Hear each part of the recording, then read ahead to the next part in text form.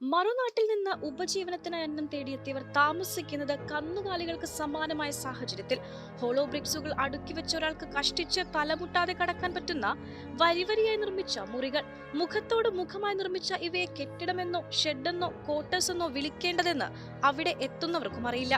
പല സ്ഥലത്തും ഹോളോ ബ്രിക്സുകൾ തമ്മിൽ ബന്ധിപ്പിക്കാൻ സിമന്റ് പോലും തേക്കാതെ അനങ്ങിയാൽ താഴേക്ക് വീഴുന്ന അവസ്ഥ. ഓരോ വരിയിലും 5ഉം 6ഉം വീതം കുടുസുമുറികൾ. അടുക്കള എന്ന് പറയുന്ന ചെറിയൊരു ഭാഗം വേറെ. ഏതു നിമിഷവും മറിഞ്ഞു വീഴാൻ നിൽക്കുന്ന കഴുക്കോലുകളും അവയ്ക്കു മുകളിൽ അടുക്കി വെച്ച ഓടുകളും. മറുനാട്ടിൽ നിന്ന് ഉപജീവനത്തിന് അന്നം തേടിയെത്തിയ ഒന്നും രണ്ടുമല്ല 30 കുടുംബങ്ങൾ താമസിക്കുന്ന ഇടമാണിത്. സ്ത്രീകളും കുട്ടികളും എല്ലാം അടങ്ങുന്ന ഇവർക്കെല്ലാമായി വാതിലിനു പകരം ചാക്കു തൂക്കി വാതിലാക്കിയ 5 ശൗചാലയങ്ങളും. ആധുനിക കാലത്തെ തൊഴുത്തുകളെ പോലും നാണിപ്പിക്കുന്ന ഈ മുറികളിൽ വർഷങ്ങളായി തുടരുന്ന ഈ ചൂഷണം വലിയൊരു ദുരന്തമായി മാറാതിരിക്കണമെങ്കിൽ അധികൃതർ ഉണർന്നേ പറ്റൂ. വട്ടംകുളം ഗ്രാമപഞ്ചായത്ത് ഓഫീസിന് തൊട്ടടുത്ത് ഉള്ളാട്ടുവളപ്പിൽ റോഡിലാണ് കാണുന്നവരുടെ കണ്ണലിയിക്കുന്ന ഈ വാസസ്ഥലം. വാഗൻ ട്രാജഡിയെ അനുസ്മരിപ്പിക്കുന്നതാണ് ഇവിടുത്തെ താമസം.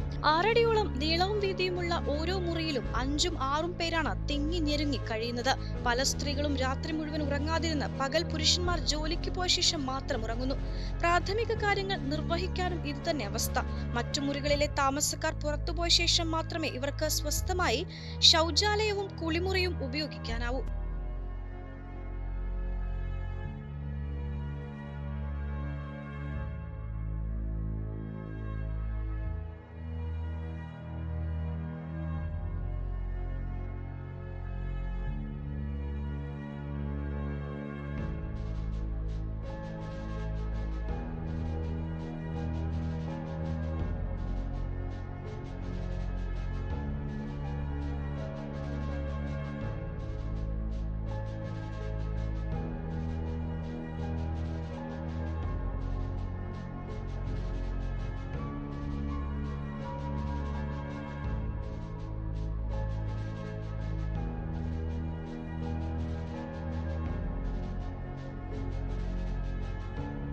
പെണ്ണ് കുതിക്കും പെണ്ണിനെ കുതിപ്പിക്കുന്ന കനക ഘടകാഭരണങ്ങളുടെ കമനീയ ശേഖരവുമായി പട്ടാമ്പി പട്ടണത്തിന്റെ കനക കൊട്ടാരം Manukkas gold and diamonds, Manukkas tower, railway over ബ്രിഡ്ജിന് സമീപം മെയിൻ റോഡ്, പട്ടാമ്പി.